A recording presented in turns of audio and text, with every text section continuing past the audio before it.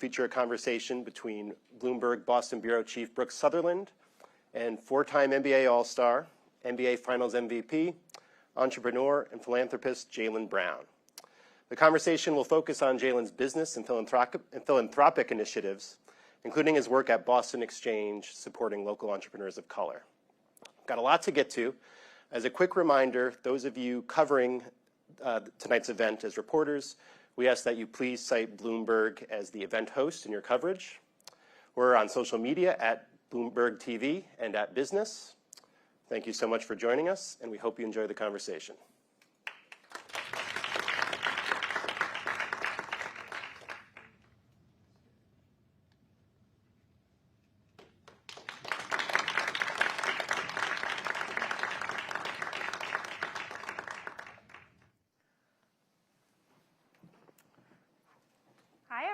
Thank you so much for joining us tonight. We're really excited about the conversation. And thank you, Jaylen, for being here. Thank you. You've had a particularly impressive season this year, breaking several Boston Celtics records, including recently tying with Larry Bird for the most consecutive games scored with at least 30 points. So congratulations. Thank you.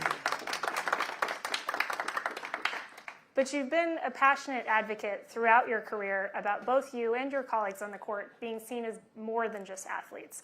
You're a thinker, you're a social justice advocate, you're an entrepreneur, and a philanthropist. Can you talk about that dynamic, and what is it like for you to juggle all of those different roles? I think at this point it's kind of normal. You know, from 18 when I first came in to the NBA, I kind of had my experience cultivated at Berkeley, where I interned at a VC when I was at Berkeley Base Ventures with Eric Moore.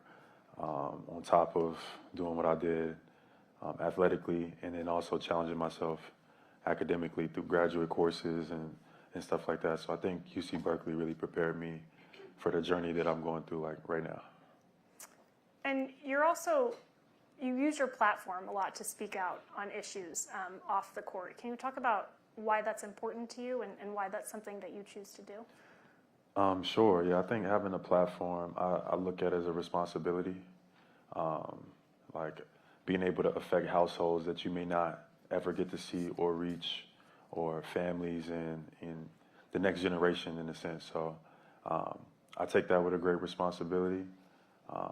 So anytime that I can, I try to push what I view as important and what I want the next generation to learn about, what I want them to emphasize, and what I think being an athlete is about. You know, it's not just about entertainment, it is about influence.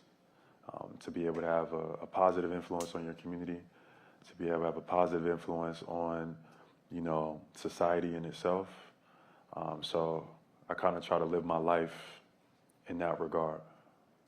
Do you feel like since you've been doing that, the narrative around athletes has changed? Do you feel like it's starting to break through this multidimensional aspect? I would hope so. I would like to think that.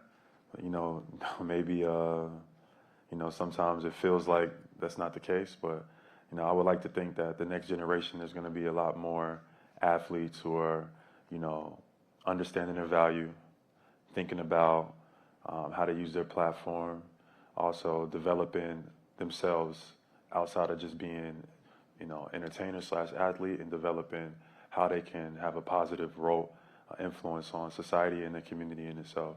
I would think in the future, there'll be a bunch more athletes that will be coming behind. And I've talked to a lot of them. I just think the courage is what they just need. Like, once things become popularized and normalized, like it becomes mainstream for athletes to be in a certain way, I think you'll see a lot more. And you turned down endorsement offers worth $50 million over multiple years and chose instead to launch your own sneaker brand, 741. Can you talk about what motivated that decision and why you chose to do it? Yeah, probably some delusion,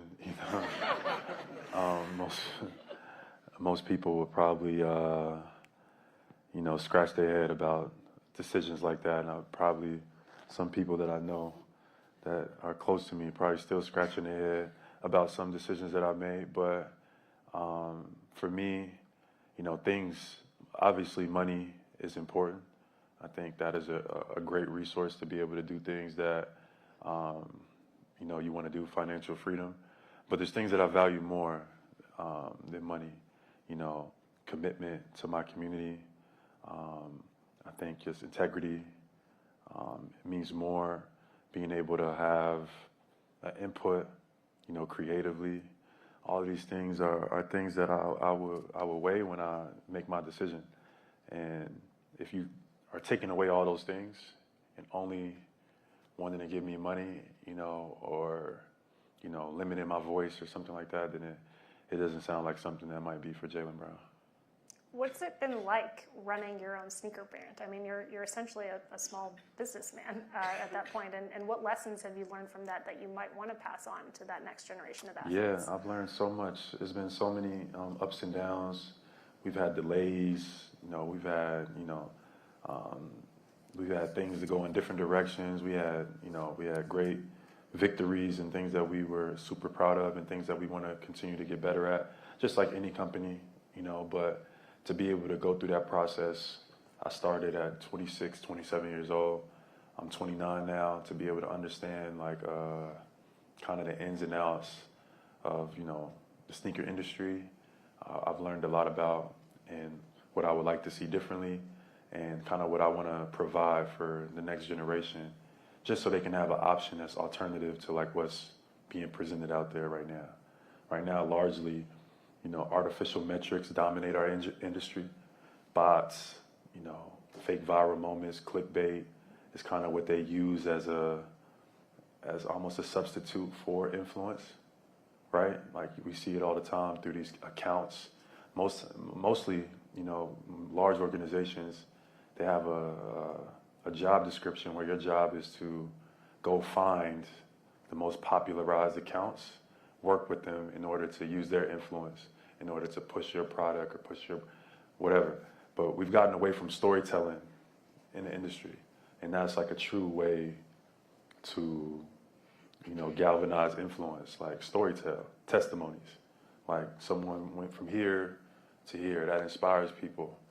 The industry has largely got away from that because they think technology has somehow become a substitute for human influence. And I think that was the wrong decision, and I would like to see it go back. And actually engaging with that consumer of your products. Yeah. I think people are inspired and motivated when they hear other people's stories, and when they get to see them visually come together, and you get to see someone's testimonies that are now, it's a budget behind it, and now you get to, I used to grow up seeing LeBron running down South Beach, and him in Cleveland, and everybody around, that as a kid that was inspiring. Now you just see clickbait on now you just see, clickbait and fake viral moments and seed accounts that are trying to create and make me feel like this is important. And it just don't feel the same. It's it's like artificial light versus the sun. It's a difference. And you're also an investor in Happy, which is a tech wellness company, and I wondered if you could talk a little bit about what that company does and why you chose to get involved with it. Yeah, science is one of my loves. I love science. I also love history. So I look forward to going back to school and potentially getting my degree in the scientific field, maybe physics, maybe astrophysics, etc. But frequency technology is something that I've always been fascinated with. Everything that's around us is frequency and vibration. That's just how matter is formed. So to be able to, have a device or be able to learn about how these frequencies and vibrations can have an impact on your daily life is kind of what Happy is about. So since 2024, I've been the Chief Innovation Officer of Happy, which is this technology company that utilizes these frequencies. And it's been my role to come up with what the future of frequency technology could look like for this company. So I've been enjoying that role.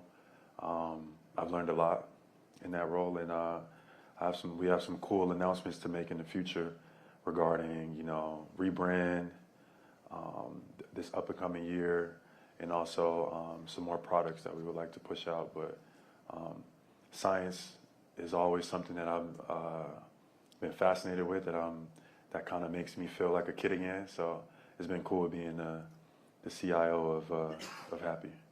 And we've talked about some of your endeavors, and we're going to talk about more of them. But I did want to ask, I mean, even just the ones we've already talked about, how difficult is it to do things like that with a season that stretches as long as the NBA? How do you, devote enough time to these different ventures? It's a balance.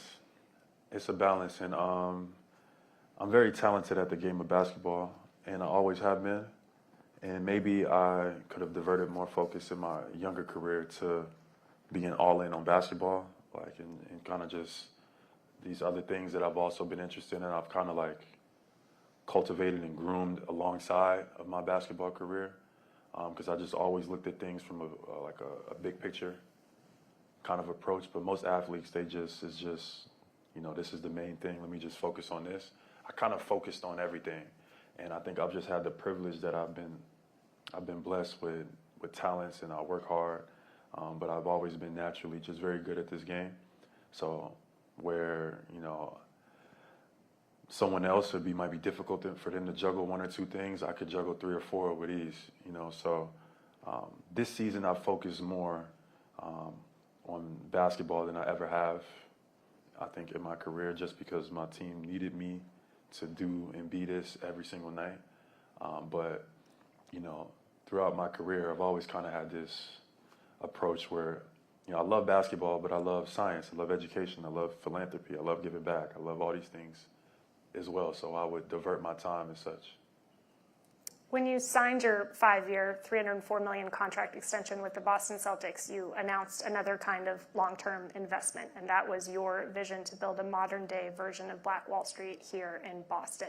Can you talk about why that particular issue is one that you've chosen to focus on, and ultimately what you do hope to achieve here in Boston?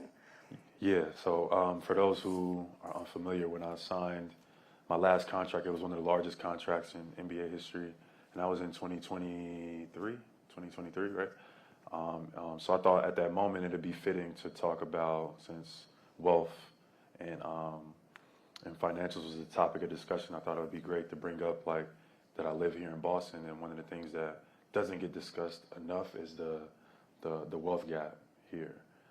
It was an article that came out, I think, in the Boston Globe that went viral. That's very popular.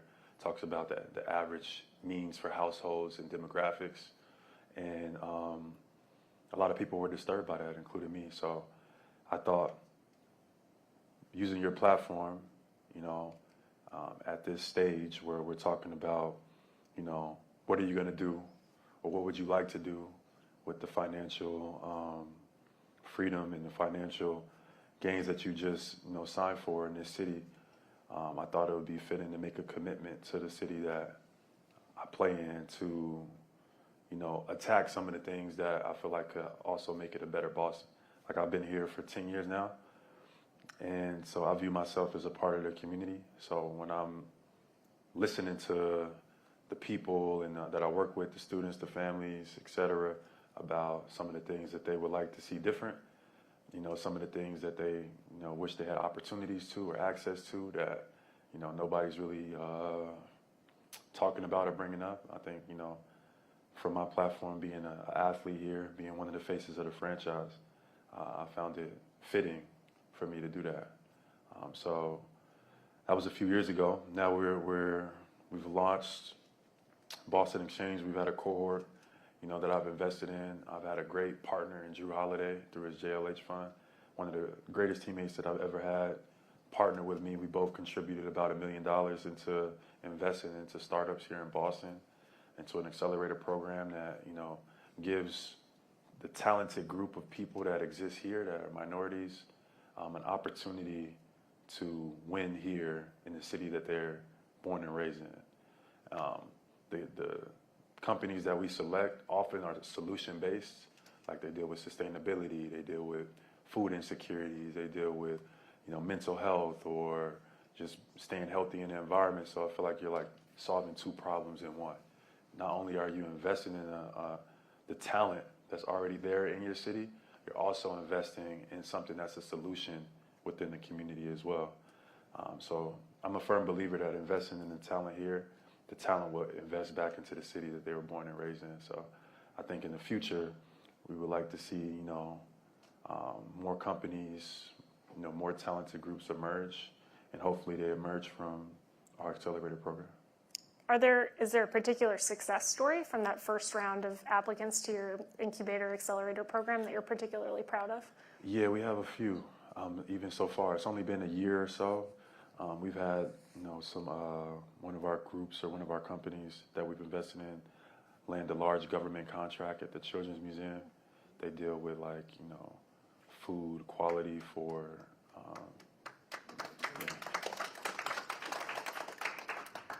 she deals with food quality for infants and adolescents and things like that.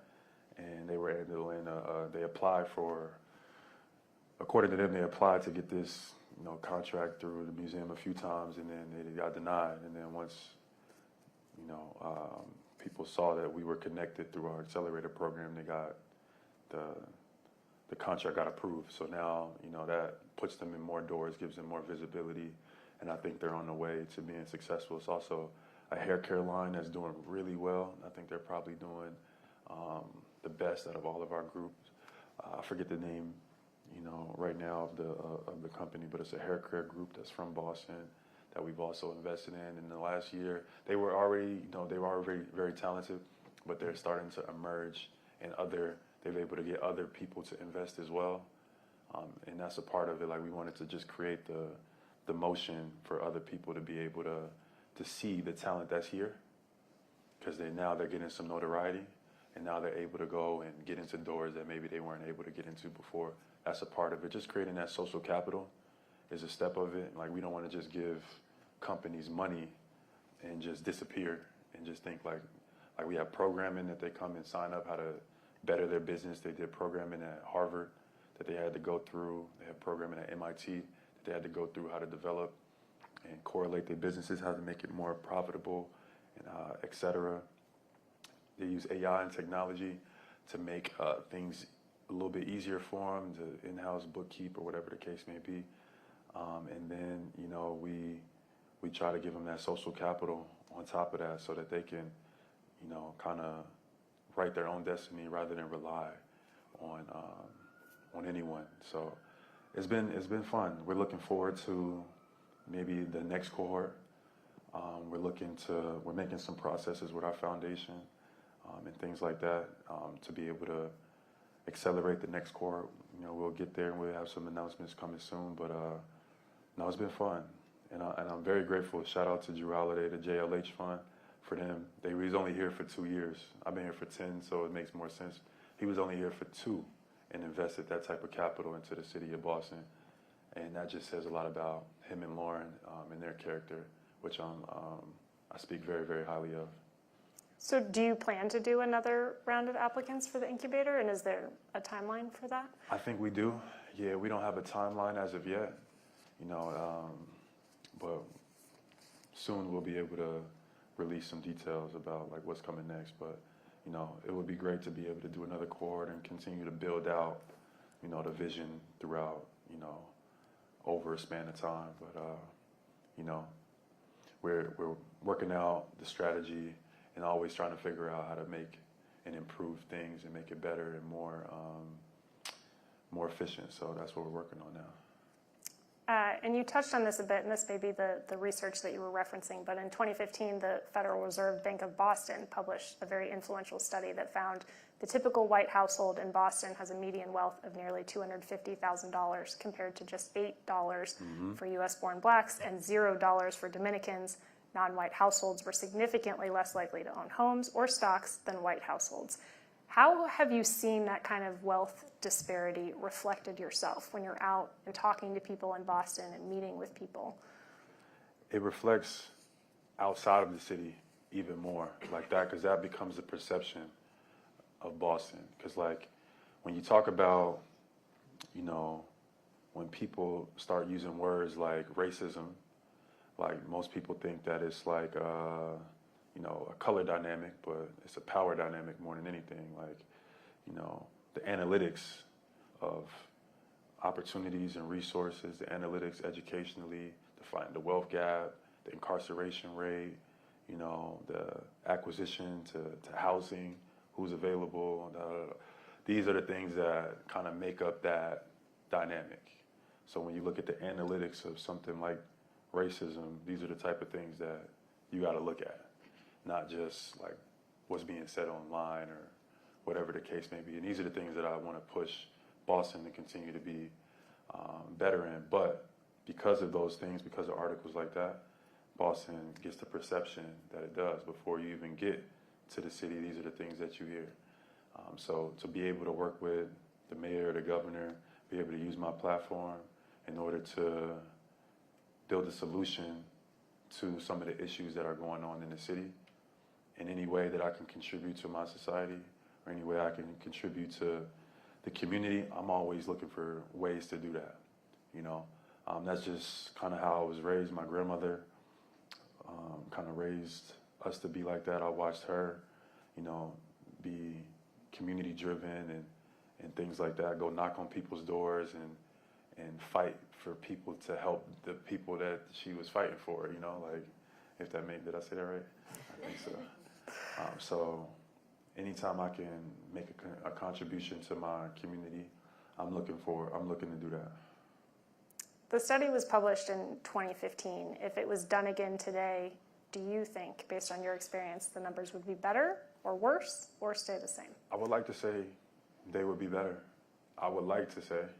I'm curious to know what they would be. But I've seen Boston, I've seen some changes since I've been here, even in my 10 years. At least my mind would like to want to believe that, but I could be wrong. I would want to know. You know, I wonder what like the crowd thinks. What would y'all think? Single? We're gonna have to. Same. Bloomberg is conducting a new study to answer that exact question. Okay. Alongside the Chamber of Commerce. What's the timeline on that? Yeah, hopefully later this year. It's been going on for about 4 years. Okay, 2026. Yes. So we'll know soon, I guess. You know where to find a news organization when it's ready.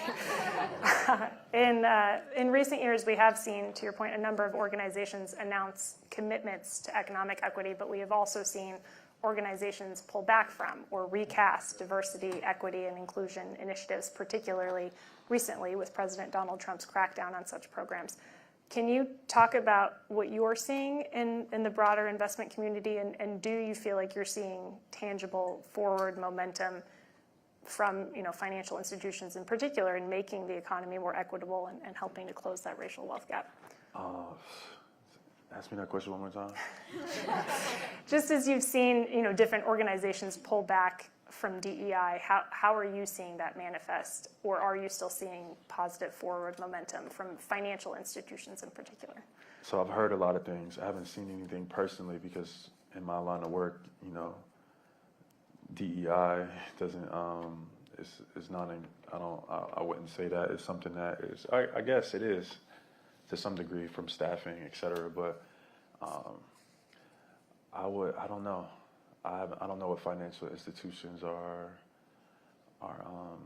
looking to do. From everything I've heard, they just kind of want to wait it out until it goes to things change, but I'm not sure if I'm best equipped to answer that one. You're also the vice president of the National Basketball Players Association, and you've been in that role since 2019. Why is it important to you to stay in a leadership role in that organization? Yeah, it's one of my favorite roles that I've been in. I became the vice president at 20 years old, and I'm 29 now, so I've been on the board for 9 years. And I've learned so much, the ins and outs, what goes behind closed doors in major corporations, the NBA, et cetera. I can tell you it all. I've sat on calls, I've been in a room with Adam Silver, the team of lawyers. They got 100 plus lawyers working on the next CBA. We got 2. So the amount of resources, et cetera, but the players are more involved than they've ever been in terms of past. I think they understand the importance of player value. I think this generation is finally starting to understand the power of group economics and understanding your value and how much value you obtain, because in the past that knowledge has been kind of obsolete, or the care just hasn't been there. But I think that's changing. So I've learned a lot from my tenure at the union and things like that. It's been a interesting journey. It's been frustrating at points of time, you know, and things that I still think that players should get access to. But I'm appreciative of my journey. I've learned a lot from a business standpoint. NBA franchise valuations have skyrocketed in recent years since that last CBA was signed, including the $6.1 billion purchase struck last year for the Boston Celtics, the $10 billion deal for the Los Angeles Lakers. Do you think those rising valuations are appropriately reflected in how athletes are getting paid? No. Oh, say it again? Wait. Do you think the rising valuations are appropriately reflected in how players are getting paid, or do you think something needs to change in that formula to reflect, you know, just how, you know, lucrative these teams have become? Right. My answer is no. What I think needs to change, I think players should, and this is one of the things I was mentioning that causes some of the frustration. I think players should be able to invest alongside in ownership groups and business opportunities. Like, I don't understand why that's ever been a thing, but it's like you're an athlete, and they make it seem like, you know, they can control how much wealth or growth that you could actually accumulate. I think that's wrong. I also think that just like any other major corporation, like if you work for Apple, or if you work for Nike, or if you work for anywhere, like if you're a CEO, if you're someone that's been on the board for a large amount of time, you get equity in the company at some point, like you are a part of it. And I think athletes should be looked at in the same way. Like, you play for the Celtics for 20 years, like you should get a piece of equity because you helped accumulate the growth, you know, and that's the part that gets lost in translation, is the growth from an organization, you know, a growth from a company or a corporation, you know, the sweat equity that you put in, you get compensated just like for doing your job, but you don't get compensated for the growth. And in major corporations and companies, you do, or at least some of the big ones, you know. So that's something that, you know, I would propose. I have proposed, but, you know, we'll see. We got another CBA coming up. I mean, this is an idea that's gained a lot of traction recently in private equity, too. You know, Pete Stavros at KKR has been a big proponent of this, that if you give rank and file employees, players, whatever it might be, equity, they'll care more about the success of the company. They'll be more invested in it. You said, you know, it's something you proposed. Do you feel like it is gaining more traction among other players? Do you hear it talked about more among your colleagues? No. I think the NBA shuts it down any chance they get. I mean, when it comes down to it, it's all about leverage. And as players, we're still building our leverage, getting on the same page. So, you know, even if it's the right idea, if it's the right thing to do, it won't matter to the NBA unless we all come onto the same page. They're not going to do it unless we tell them this is what we want. So from a player standpoint, we just got to get more collectively on the same page. And I think the future is, you know, the possibilities are endless, but, you know, nobody wants to pay anybody these days. Everybody wants to, you know, take as much of the piece of the pot as they possibly can. And that's just how business in America and capitalism has worked. So until we can kind of like get on the same page and formulate what we want, when we want it, and how we want it to look, you know, nothing will change. So when the next round of negotiations does get underway and you have those other 100 lawyers on the other side, is this something that you're going to advocate for and push for as part of those negotiations? Yeah, absolutely. We will have some other steps that, you know, we have some other things that we would need to do before that, because there's you know, it's a lot of things that we have on the list that we talk about. We had a call today and we talked about some things. So, you know, whatever comes next in that kind of pecking order of like arrangements, but that's something that's definitely big, you know, that we would love to, you know, be able to accomplish in the future. Next generation of our NBA players and our athletes be able to invest alongside ownership groups, especially in the development because it's already like the results are already baked in. You know, you already know it's going to be people that's going to be in these seats. You already know the game schedule. You already know what your return is going to be. Players who are a part of that should be able to be included to some degree. OKC just built a huge arena like recently, and those players that won the championship, they're a huge reason why, you know, they were able to make that into like a top market, et cetera. It's a championship organization, so the players should be included to some degree. And I don't think it should be rocket science either.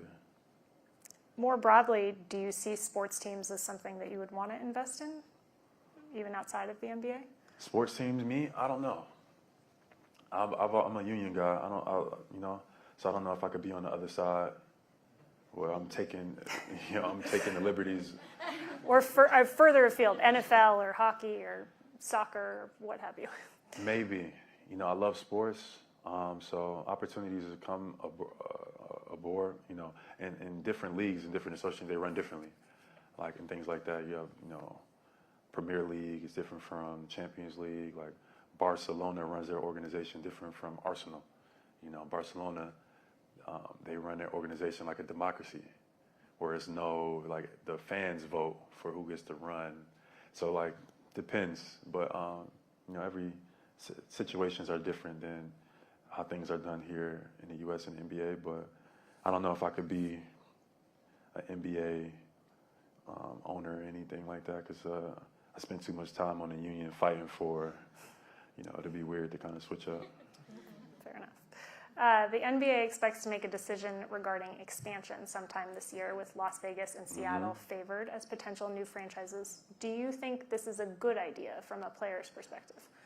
Yeah. I mean, I pitched in like 2022 that we should have an expansion team owned by the players.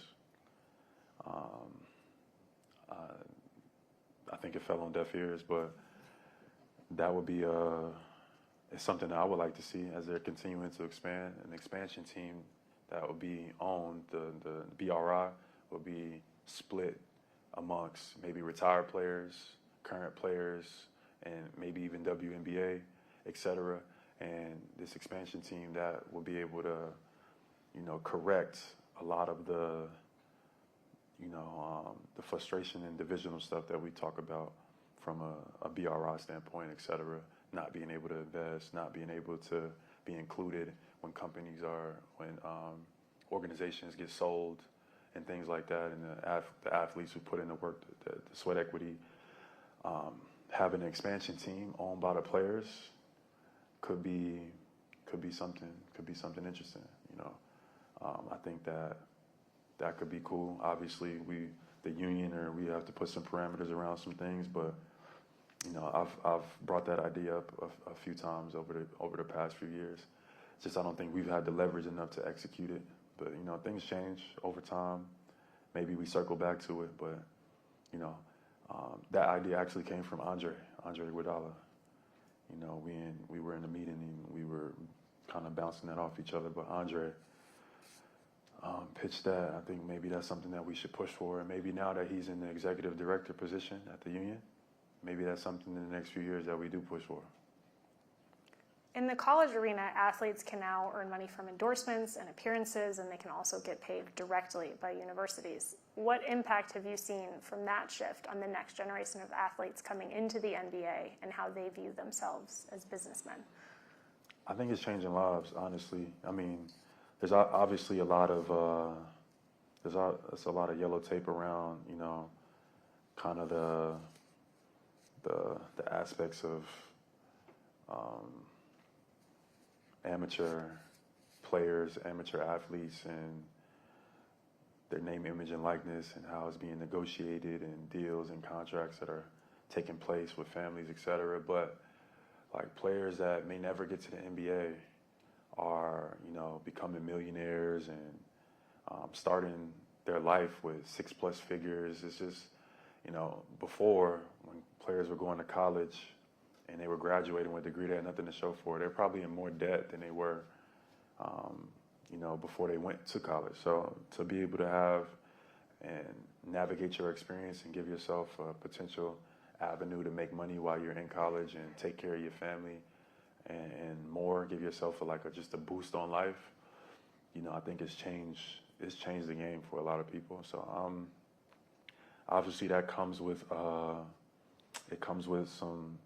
things that aren't great, because you see some things that are happening. We were talking about today. You get players get taken advantage of because maybe management or agency groups are offering them things when they're in college to take this deal in order for them to be their representation. Like they're signing 360 deals when they're 16, 17 years old, which is problematic. But overall, I think being able to have financial security throughout your college experience is super important.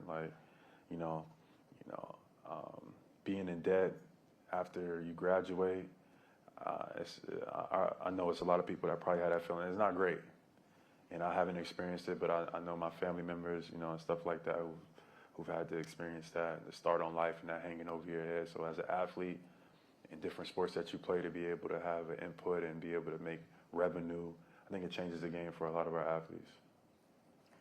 Part of the Boston Exchange, when you announced it, was to have physical space available to help support the entrepreneurs that came into that incubator accelerator program and their business aspirations, and to really cultivate an innovation ecosystem. Can you talk about that goal and why it was part of the Boston Exchange? Yeah, I think having a space is important, but it's not the easiest thing to culminate, because a lot of times, a lot of businesses are online. A lot of people are using technology and AI. So you don't want to pay for a space and it's not getting used. So you make decisions and you evaluate whether if that is a great decision or if it isn't. So I think we'll eventually have a space. It just wasn't the right time. Like right now, as we're continuing to get started, we find people have donated space and allocated space for some of our people of our cohort to use, and things like that have been fantastic. And I appreciate our partners for that. But eventually, it'd be nice to have our own space, but we just want to make sure it's on the right terms. You also expanded the exchange to California's Bay Area, where you attended the University of California at Berkeley in partnership with Dallas Mavericks coach Jason Kidd. How is that going, and what insights have you gained when comparing the programs across the two coasts? Yeah, Oakland is different. It's a long flight from Boston, but some of the things that Boston has is dealing with or needs help or improvement on, so does Oakland. Major cities all across the U.S. are kind of all together, kind of suffering the same thing. Like where the crime rate is higher in those areas, it's a lot of abandonment and things like that. For whatever reason, I'm not completely sure why, but the minority community, just the lack of opportunity and resources and things like that when it comes to these major cities and things like that. So to be able to to provide some resources, to provide some partners that could provide some opportunities and also provide that social capital so they can start getting into different doors as well is important. Some of it is happenstance, I believe, and some of it I think might be a little intentional. Oakland is a little different from Boston. I think that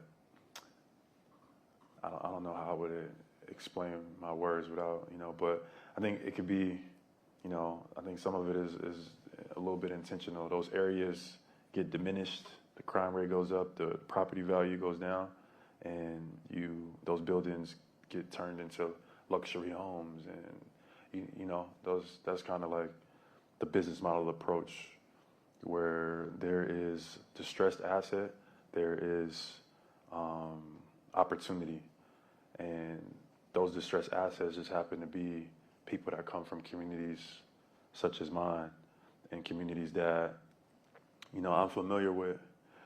So that's capitalism, but it lacks the empathy that is needed for these communities and these spaces that people have spent their livelihoods. People have born, they built connections, they grew up, and that's the story that doesn't get told. You started live streaming on Twitch last summer, and you've continued to do so through the season. And we actually streamed part of this conversation on your Twitch channel. Can you talk about what motivated that decision and why you've chosen to do that on that platform? Yeah, I've said it before. I think, I've thought about it the past few days. Like having my own Twitch this year is almost like having my own media platform. It's like I have my own media platform where I could put out the information, the takes that I see fit. And I think that's value. I mean, I think that's a tremendous value. People chime in. I have people from all over the world that come to just hear me talk about whatever, or to come watch me play basketball or video games or whatever. So I've built a own form of media platform / marketing where I can get directly to the people who want to.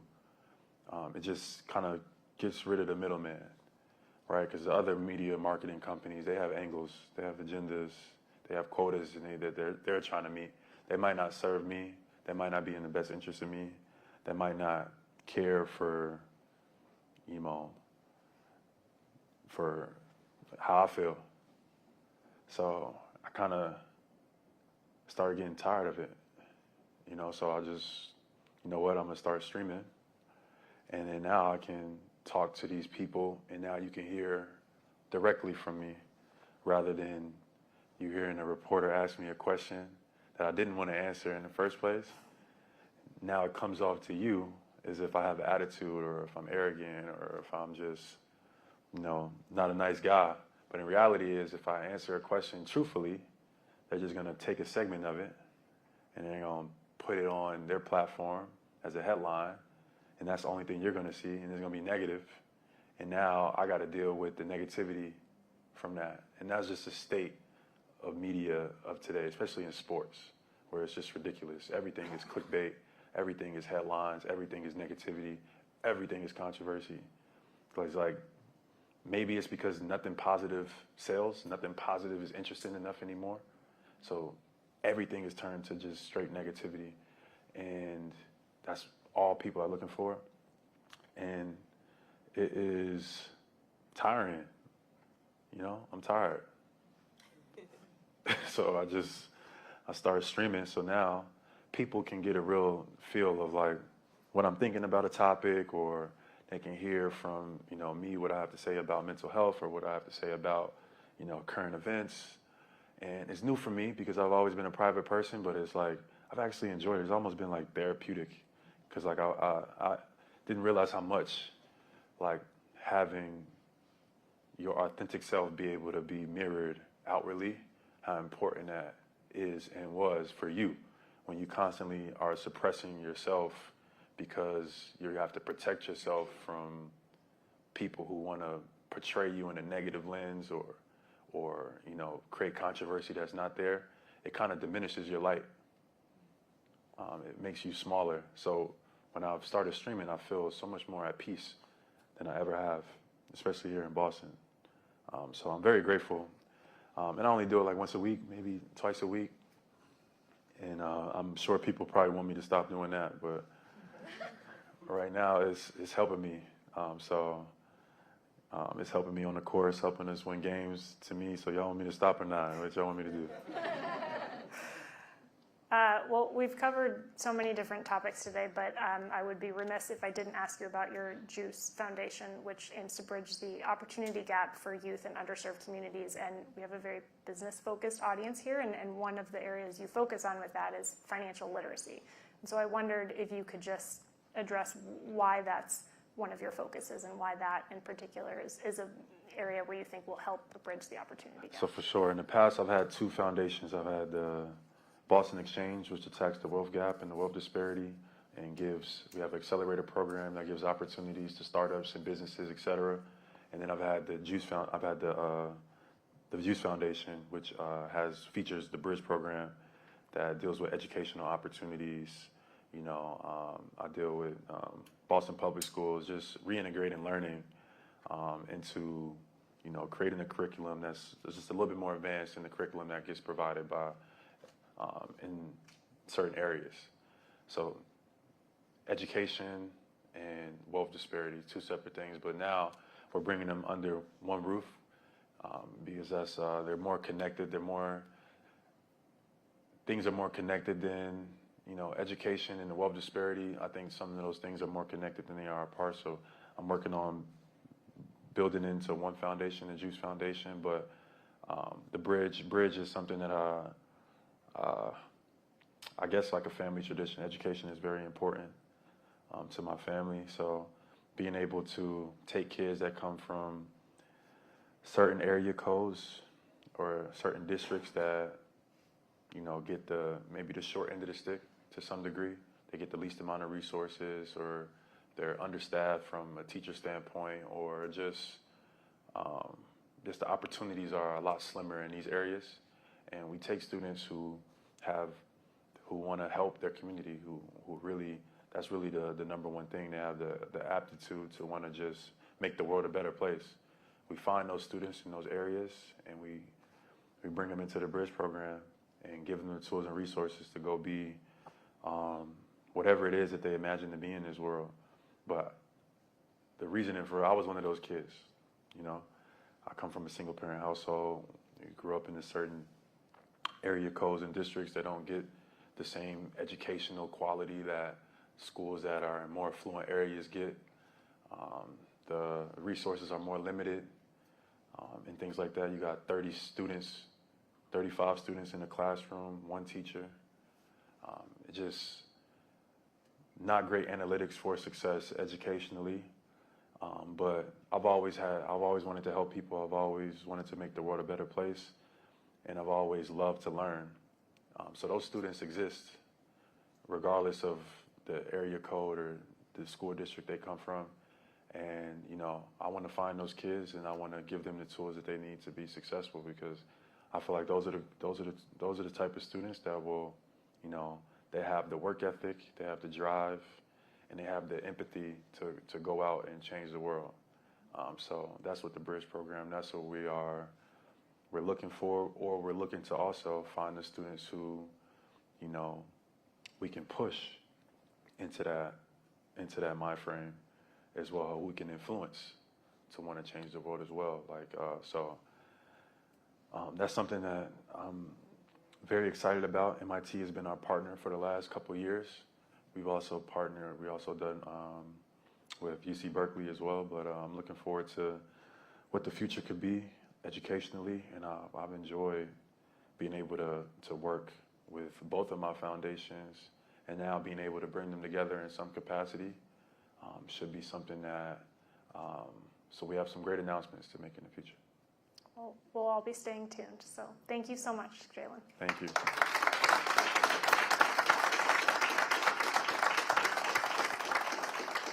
And if I can ask if you all stay seated, please, while Jaylen leaves, and then we would love for you to join us at the reception. All right. Thank you, guys.